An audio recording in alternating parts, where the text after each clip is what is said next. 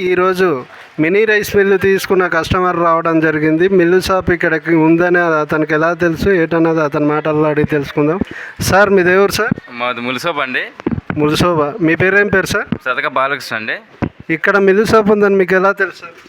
మాకు మా దగ్గరలో కాబట్టి అలా తెలిసింది. ఓకే సార్, ఇప్పుడు మిల్లు తీసుకున్నారు కదా, డెమో అనేది తీసాం. ఎలా ఎలా వచ్చింది సార్ బియ్యం చాలా బాగా వచ్చాయి. మరి అది కూడా మరి అన్ని రకాలుగా ఎలా ఆడించాలని కూడా చెప్పడం జరిగింది. అది దాని ప్రకారం మేము ఆడించుకుంటాం. మాకు కూడా ఇది సులువుగా ఉంటుంది. ఇప్పుడు మిల్లు తీసుకున్నారు కదా, తీసుకోకముందు మీరు ఎక్కడ వెళ్ళి ఆడించుకునేవాళ్ళు సార్? మేము చాలా దూరం మేము తీసుకెళ్ళి ఆడించుకునేవాళ్ళు. మాది దాంతో పెద్ద మిల్లులు ఉండేవి.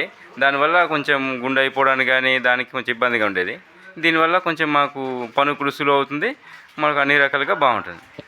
ఓకే సార్, ఇప్పుడు మిల్లు తీసుకోకముందు మీరు ఎక్కడ వెళ్ళి ఆడించుకునేవాళ్ళు? ఇప్పుడు మీరు ఓన్ పర్పస్గా ఆడించుకుంటారా లేదంటే చుట్టుపక్కల గ్రామస్తులు వస్తే ఆడిస్తారు సార్? మేము ఓన్ పర్పస్ కూడా ఆడించుకుంటాం, లేదంటే చుట్టుపక్కల వారు ఆడిస్తే వచ్చినా ఆడించుకుంటాం. ఓకే సార్, మీరు ఇన్ఫర్మేషన్ ఇచ్చినందుకు థ్యాంక్ యూ సార్.